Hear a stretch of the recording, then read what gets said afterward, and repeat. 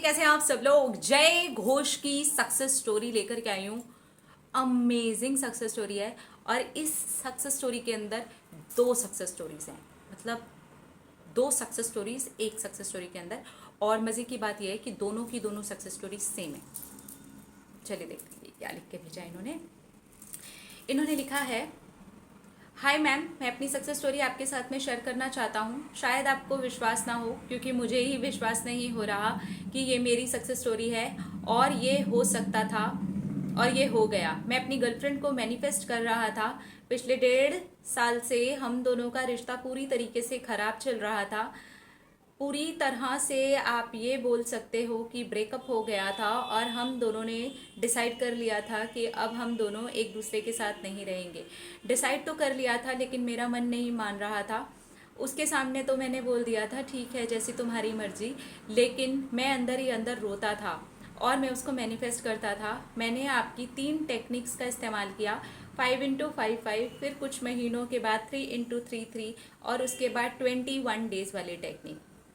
3 techniques करने के बाद में भी कोई रिजल्ट मेरे सामने नहीं आया और मेरे घर वालों का प्रेशर मुझ पर बढ़ता जा रहा था कि तुम शादी कर लो। लेकिन मैं अपनी गर्लफ्रेंड से ही शादी करना चाहता था, लेकिन ऐसा हो ही नहीं पा रहा था क्योंकि वो नहीं मान रही थी। वो मान जाती तो मेरे घर वालों की तरफ से कोई प्रॉब्लम नहीं था। उसको ऐसा लग रहा था कि हम दोनों एक दूसरे के साथ में अच्छा फ्यूचर नहीं बिता सकते हैं, क्योंकि हम दोनों के बीच में पिछले कुछ टाइम से बहुत ज़्यादा लड़ाई झगड़े और मिसअंडरस्टैंडिंग्स हुई थी।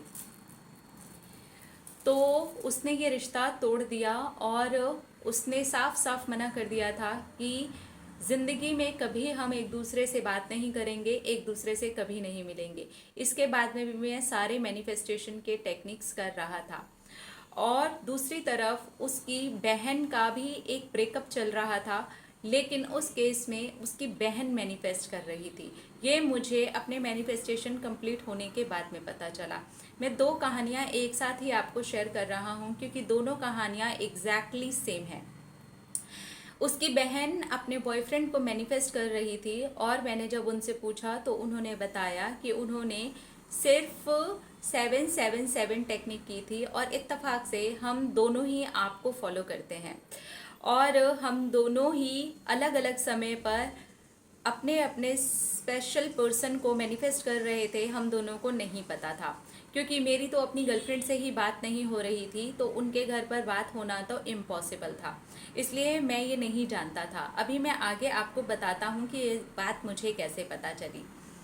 मेरे घर वालों ने मुझे कहा कि अगर वो नहीं आ रही है तो तुम क्या ऐसे ही बैठे रहोगे, एक बहुत अच्छी लड़की हमारी नज़र में है, उससे तुम शादी कर लो। मैंने भी सोचा कि सच बात है, मैं ऐसे तो नहीं बैठा रह सकता हूँ। मेरी एज 32 हो चुकी है। मेरे घर वाले भी चाहते हैं कि मैं शादी कर लूँ। अगर मेरी गर्लफ्रेंड नहीं मान रही है, कोई बात नहीं, मैंने उससे सच्चा प्यार किया है। मैनिफेस्ट करके मैंने ये सोच करके यूनिवर्स पर इस बात को छोड़ दिया और मैंने एंगेजमेंट कर ली। एंगेजमेंट वाले दिन ही मेरी गर्लफ्रेंड का मैसेज आता है और उसने मुझसे कहा कि तुम कैसे हो, क्या कर रहे हो। मेरी गर्लफ्रेंड को नहीं पता था कि मेरी एंगेजमेंट हो गई है। हम दोनों अलग अलग सिटी में रहते हैं और हमारे फैमिली और फ्रेंड्स सब लोग अलग अलग हैं। कभी किसी ने किसी का भी कॉन्टैक्ट नंबर किसी के भी साथ शेयर नहीं किया है, इसलिए उसको बिल्कुल भी नहीं पता था कि मेरी एंगेजमेंट है। और एंगेजमेंट वाले दिन ही उसने मुझे मैसेज किया। जब उसका मैसेज आया तब मुझे जिस लड़की से एंगेजमेंट हो रही थी उसने भी एक व्हाट्सएप ड्रॉप किया। मेरे साथ पूरा गेम जैसा चल रहा था और उसने कहा, क्या तुम ये एंगेजमेंट कैंसिल नहीं करवा सकते। मैं नहीं करना चाहती हूँ। मुझे यहाँ ज़बरदस्ती लेकर के नहीं आए हैं, अपनी मर्जी से ही आए हैं, लेकिन एक ही प्रॉब्लम है कि मैं ये शादी नहीं करना चाहती हूँ, पढ़ना चाहती हूँ, मुझे आगे ग्रोथ करनी है। मैंने आपको उसका स्क्रीनशॉट भी भेजा है जो मेरी उस एंगेजमेंट वाले दिन जिस लड़की से एंगेजमेंट थी उसने भेजा था। मैं शॉक्ड हो गया और मैंने सोचा मैं कैसे मना करूं। ये पढ़ना चाहती है, ये शादी नहीं करना चाहती है। और वो लड़की मुझसे एज में बहुत छोटी थी, वो लड़की 23 साल की थी और मुझे भी लग रहा था कि ये लड़की मुझसे 9 साल छोटी है। इससे इसके पेरेंट्स शादी करा रहे हैं, लड़की आगे पढ़ना चाहती है। मैंने सोचा कि मेरे घर में कहीं कोई बवाल ना हो जाए और उसकी फैमिली में भी उसको कोई परेशान ना करे, तो मैंने अपनी बड़ी दीदी को उसका मैसेज दिखा दिया और उसको बोला कि देखो, लड़की परेशान है शायद और अपने घर में बोल नहीं पा रही है। तब मेरी बहन ने कहा कि ठीक है, इसके घर में नहीं बताते हैं, लेकिन अभी तो एंगेजमेंट के लिए सब लोग आए हुए हैं, कैसे मना करेंगे। लेकिन मेरी बड़ी बहन ने सारी प्लानिंग कर ली थी और जा कर के बोल दिया कि मेरा भाई अभी इस एंगेजमेंट के लिए रेडी नहीं है और उसको अच्छा नहीं लग रहा है। ये चीज़ हमें बोलते हुए बहुत ज़्यादा ख़राब लग रहा है। मेरी बहन ने मेरा ही नाम लगाया, लेकिन उस लड़की को बचा लिया और वो लड़की सचमुच में बहुत अच्छी स्टूडेंट है। मैं भी चाहता हूँ कि वो लड़की बहुत आगे बढ़े। इस तरीके से ज़बरदस्ती शादी करके तो कोई मतलब नहीं बनता है। वो फोर्सफुली आ तो गई थी, उसका कोई अफेयर का चक्कर भी नहीं था, लेकिन को उसको पढ़ाई करनी थी। और ये सोच करके मैं दंग रह गया कि अब मैं क्या करूं। फिर मैंने अपनी गर्लफ्रेंड को मैसेज किया और उसको नहीं बताया कि मेरे एंगेजमेंट जिस दिन होनी थी उसी दिन वो टूट भी गई है और उसको कुछ भी नहीं पता था। उसने मुझसे रिश्ते को आगे बढ़ाने के लिए कहा, सॉरी भी बोला और बोला कि मेरी गलती है, मुझे नहीं लगता कि तुमसे बेस्ट इंसान मुझे कोई भी मिल सकता है। और उसी दिन से हमारा रिश्ता सुंदर होना शुरू हो गया। मैं तो उसको चाहता ही था। उसके बाद मैंने उसको उसकी बहन के एंगेजमेंट वाले दिन ये वाली बात बताई कि मेरी एंगेजमेंट वाले दिन ही टूट गई थी। और सारी की सारी कहानी इस तरीके से पलट गई। इसके बाद में शुरू होती है उसकी बहन की कहानी। हम दोनों का रिश्ता तो बहुत अच्छा चल रहा था। उसकी बहन के एंगेजमेंट के 1 हफ्ते के बाद उसका बॉयफ्रेंड आया और उसने कहा कि वो उससे शादी करना चाहता है। वो पूरी तरीके से तैयार था कि वो उसकी बहन से शादी करना चाहता है। तब उसकी बहन ने कहा, मैंने इसे मैनिफेस्ट किया हुआ है और ये बहुत अच्छा लड़का है। हमारे बीच में चीज़ें बहुत ख़राब थी, इसलिए हमारा ब्रेकअप हो गया था, लेकिन मैं इसे मैनिफेस्ट कर रही थी। अब ये मैनिफेस्ट हो गया है, मैं क्या करूं? अपनी फैमिली में कैसे बोलूं कि मैं इस इंसान से शादी नहीं करना चाहती। वहाँ पर भी बिल्कुल मेरे जैसी कहानी हुई, लेकिन वो लड़का पढ़ाई नहीं करना चाहता था। उसकी लाइफ में कोई और लड़की थी, लेकिन उसने एंगेजमेंट वाले दिन पर बोला नहीं था और वो थोड़ा सा प्ले बॉय टाइप का भी था।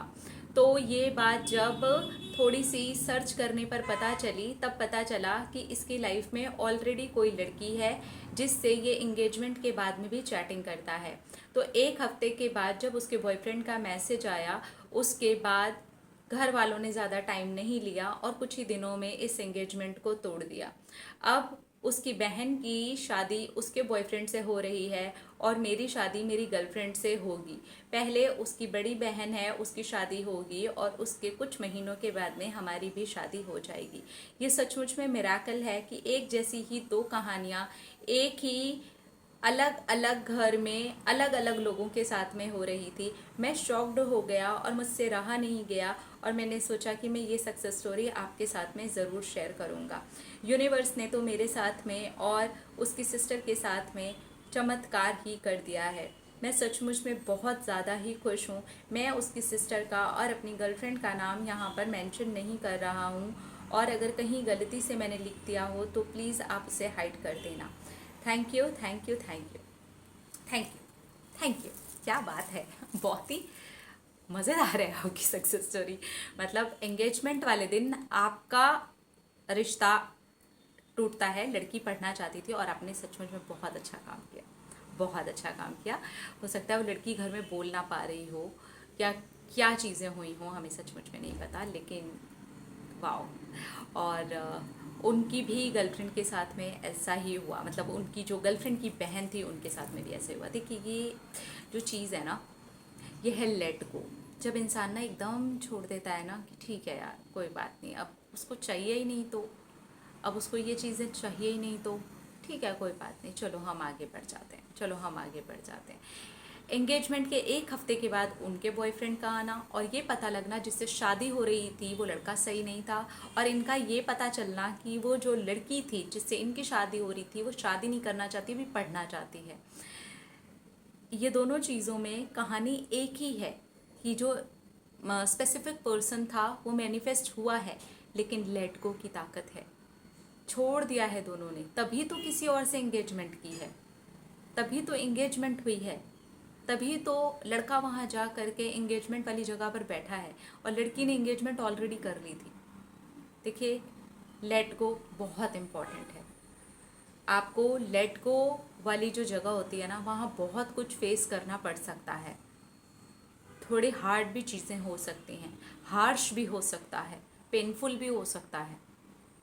हो सकता है उस जगह से आपको निकलने के लिए दूसरी जगह आपको कदम भी लेना पड़े, ये भी हो सकता है। लेट गो का फेज होता है जब, तो हर चीज़ के लिए आप तैयार रहें जब आपको लेट गो करना है। तो छोड़ दिया मतलब छोड़ दिया, अब आगे जो चीज़ें हैं उसको देखना शुरू करना चाहिए, तभी आप रिसीव कर सकते हैं। तो अगर आप लेट गो कर रहे हैं तो पूरी तरह कीजिए, छोड़ दीजिए, 100% छोड़ दीजिए। यहाँ से भी निकालिए, यहाँ से भी निकालिए और बोलिए बस, उसके बाद देखिए क्या होता है।